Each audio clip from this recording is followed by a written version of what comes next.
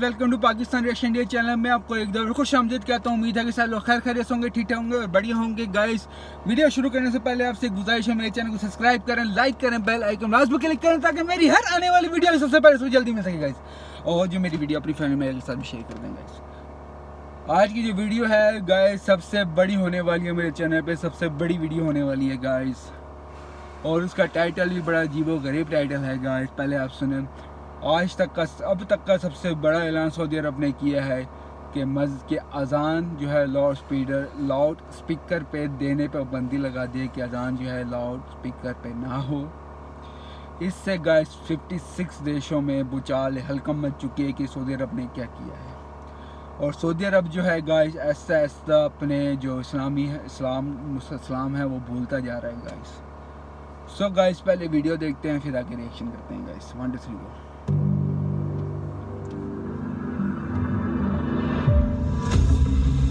वैसे यार सऊदी अरब वालों ने किया क्यों?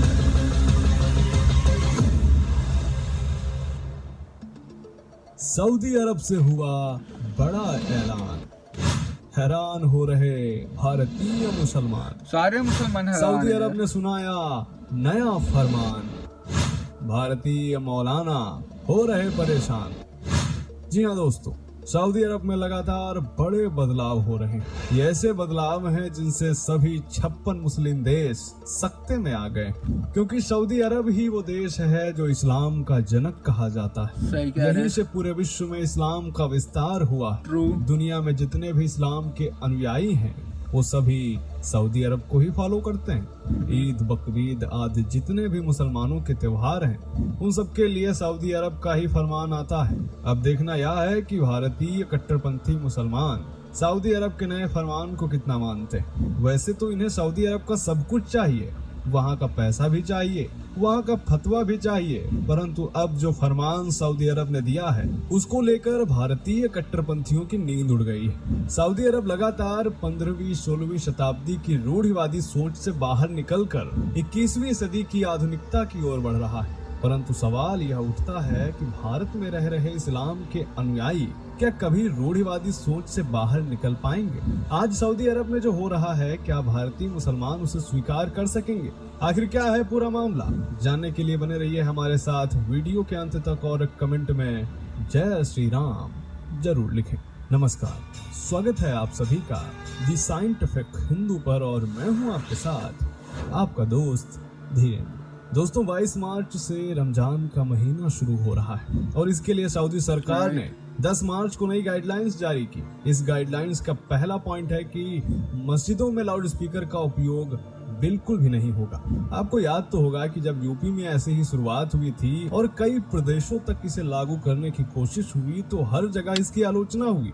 कहा गया कि यह तो हिंदू धर्म को बढ़ावा देने की पहल है, इस्लाम को दबाया जा रहा है, इस्लाम खतरे में है। इस तरह की कई प्रकार की आलोचनाएं की गई। अब कोई जरा बताए कि सऊदी अरब में तो कोई हिंदू धर्म को मानने वाला नहीं है। अगर थोड़े बहुत हैं भी तो उन्हें धार्मिक क्रियाकलाप करने की सख्त मनाही है। फिर आखिर उसी सऊदी अरब ने ऐसी गाइडलाइंस क्यों जारी की? तो दोस्तों, सऊदी अरब विजन 2030 के अंतर्गत लगातार परिवर्तन कर रहा है। हर एक उस परंपरा पर पाबंदी लगाई जा रही है जो रूढ़िवादी विचारधारा का हिस्सा है। सऊदी अरब ने न केवल मस्जिदों के लाउड स्पीकर पर प्रतिबंध लगाए बल्कि मस्जिदों के इमामों द्वारा नमाज पढ़ाए जाने पर भी प्रतिबंध लगा दिया है। यानी मस्जिद में अब नमाज कोई नहीं पढ़वाएगा, सभी लोग अपनी नमाज खुद पढ़ेंगे। यही नहीं, नमाज के बाद होने वाली तकरीर को ना ही रिकॉर्ड किया जाएगा और ना ही इसका कहीं प्रसारण किया जाएगा। तो मस्जिद में अब रोजा इफ्तार पार्टी भी नहीं होगी।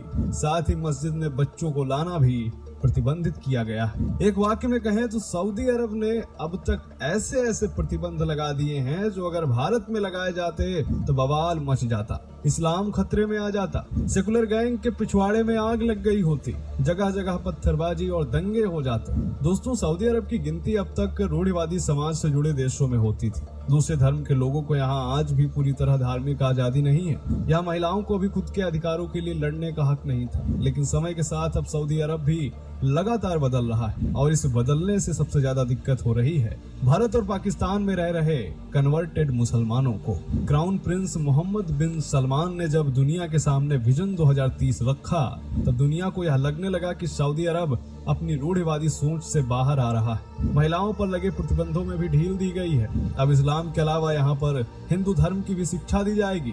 इसके अलावा यहाँ पर अब योग को भी छूट मिल गई है, जिससे कोई भी यहाँ पर योग कर सकता है और योग को सिखा सकता है। लेकिन दोस्तों, क्या आप जानते हैं कि इन सारे बदलाव के पीछे सिर्फ वहाँ की सरकार नहीं है, बल्कि एक ऐसी महिला का भी काफी योगदान रहा है जो कभी वहाँ की राजकुमारी थी। जी हाँ दोस्तों, हम बात कर रहे हैं अमीरा अल तवील की। फैशन आइकन और समाज सेवी की पहचान रखने वाली अमीरा अल तवील गाइस वीडियो को देखें, एंड में रिएक्शन बड़ा जबरदस्त होने वाला है इसके। अमेरिका की यूनिवर्सिटी ऑफ हेवन और ब्रिटेन के किंग्स कॉलेज ऑफ लंदन से शिक्षा प्राप्त अमीरा ने महज 18 वर्ष की उम्र में उनसे 32 साल बड़े सऊदी प्रिंस अल वालिद बिन तलाल से निकाह किया था, जिसके बाद वह सऊदी की राजकुमारी तो बनी ही, साथ ही उन्हें अल वालिद बिन तलाल फाउंडेशन का वाइस प्रेसिडेंट भी बनाया गया। और इसके बाद उन्होंने देश में लोगों को मदद पहुंचाने के कई प्रोजेक्ट्स पर काम किया। वर्ष 2012 में सऊदी की राजकुमारी रहते हुए अमीरा ने एक इंटरव्यू के दौरान कहा था कि शिक्षा से आपको ज्ञान मिलता है और जब लोग किसी बात पर जागरूक नहीं होते तो उनके बारे में राय बनाई जाती है। इसी वजह से हमारे सेंटर्स दुनिया भर के 60 विद्यालयों में हैं। उन्होंने कहा कि मैंने इस्लाम के अलावा अन्य धर्मों की भी पढ़ाई की है, जिसमें मैंने हिंदू धर्म को अच्छे से जाना। इसके अलावा मैंने यहूदी और ईसाई धर्म के बारे में भी पढ़ा है। और वो कहती हैं कि अध्ययन की इस पूरी प्रक्रिया ने मेरी आंखें खोल दी। मेरे मन में इस्लाम के अलावा अन्य धर्मों के प्रति सम्मान और ज्यादा बढ़ गया है। आपको बता दें कि वर्ष 2013 में आपसी सहमति से अमीरा और अल वालिद के बीच तलाक हो गया था। इसके बाद अमीरा ने यूएई के बिजनेसमैन खलीफा बिन बुत्ती अल मुहैरी से शादी की। अमीरा अल तवील ने सऊदी अरब में बुर्खा और हिजाब को लेकर लंबी लड़ाई लड़ी थी। और आज सऊदी अरब में बुर्खा बैन तो नहीं है, परंतु महिलाओं को यह स्वतंत्रता जरूर है कि वह हिजाब पहने या नहीं। महिलाओं को गाड़ी चलाने के लिए ड्राइविंग लाइसेंस भी मिलने लगे। दोस्तों, यहाँ तो आप सभी जानते ही हैं कि सऊदी अरब जैसा देश, जहाँ आज भी हिंदुओं को सार्वजनिक रूप से पूजा पाठ या धार्मिक गतिविधि करने की इजाजत नहीं है, ये वो देश है जहाँ इस्लाम का उदय हुआ और पूरी तरह से यहाँ इस्लामिक शरिया कानून लागू है। ऐसे देश में अमीरा अल तवील का हिंदू धर्म के बारे में शिक्षा लेना और उसकी तारीफ करना, यह अपने आप में एक असाधारण कार्य है।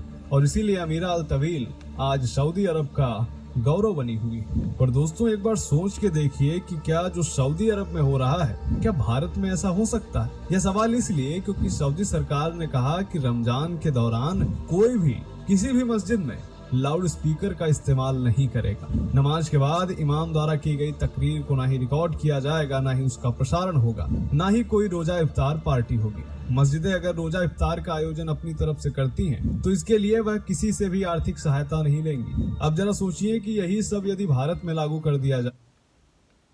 रिएक्शन टाइम, रिएक्शन मेरा तो यही है कि शॉकिंग रिएक्शन होने वाला है। शॉक्ड हो चुका हूँ मैं रिएक्शन वीडियो देख के। अजान यार, क्या तुम्हें मसला क्या हो रहा है गाइस? सऊदी अरब वालों, अजान है यार, अजान दो। और तुम क्या रहो कि यार मौलवी के साथ नमाज अदा नहीं कर सकते? क्यों नहीं कर सकते यार? हज़रत मोहम्मद सल्लल्लाहु अलैहि वसल्लम फरमाए, तुम जो फ़र्ज नमाज हैं वो तुम मस्जिद में अदा करो, और जो सुन्नत हैं, जो नफिल नमाज हैं, वो तुम घर में अदा कर सकते हो। यार क्या हो रहा है यार, क्या हो रहा है सऊदी अरब वालों?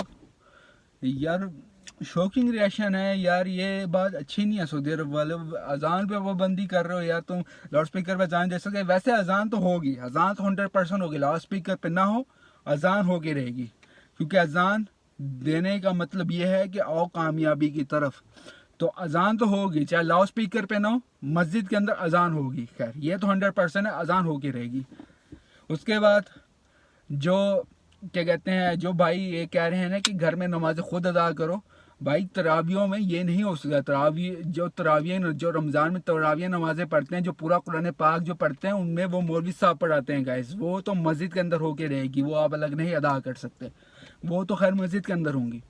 और फ़र्ज़ नमाज भी आप अकेले अदा नहीं कर सकते, वो भी मौलवी के पीछे अदा कर सकते हैं, क्योंकि फ़र्ज़ नमाज अकेले कभी अदा नहीं होती, वो मौलवी के पीछे अदा होती है। अगर आप ज़रूर कहीं सफ़र में हो या कहीं ऐसी जगह जा रहे हो तो फिर आप फ़र्ज़ नमाज अदा कर सकते हैं अकेले में। वरना तो अगर आपके साथ मस्जिद है, आपके पास मस्जिद है, आपके मोहल्ले में मस्जिद है, आप वहाँ जाके फ़र्ज़ नमाज अदा करोगे। ये हो नहीं सकता, ये खैर ये आने वाले वक्तों में ये हटा दी जाएगी पाबंदी, ये मुझे 100% यकीन है। और अजान की पाबंदी भी हटा दी जाएगी गाइस। बाकी रही औरतों को लाइसेंस लेने की, वो तो उसके बारे में तो भाई मैं कहूँगा सलूट है सऊदी अरब को कि फाइनली औरतों को जो है लाइसेंस दे रहे हैं, बहुत ज़बरदस्त गाइस। और जो आप पर्दे की बात कर रहे हो, जो असल मुसलमान औरतें हैं ना वो पर्दे में रहेंगी। जो इस्लाम से ऐसा ऐसा खारिज हो रही है ना, वो बिना पर्दों को आपको नजर आनी शुरू हो जाएंगी। ये आप खैर समझ सकते हैं ये खुद ही। जो असल मुसलमान औरतें असल मुसलमान है ना, जो सही तरह इस्लाम को फॉलो करती हैं, वो हमेशा आपको पर्दे में नजर आएंगी। ये बात तो खैर आप खुद भी जानते हैं। जो असल मुसलमान औरतें हैं वो पर्दे में नजर आएंगी, जो सही तरह इस्लाम को फॉलो करती हैं। जो सही तरह नहीं करती, वो बिना पर्दों के आप कहीं पे भी देख सकते हो। अमेरिका में भी अगर सही औरतें हैं ना, वो भी पर्दों में रहती हैं गाइस, ये है।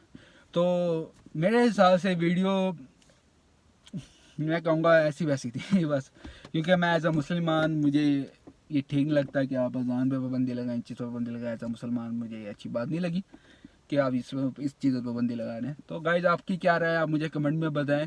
अगर आप बहुत सारा ख्याल रखें, दुआ में याद रखें। आपसे मिलते हैं जल्दी। अल्लाह हाफिज़।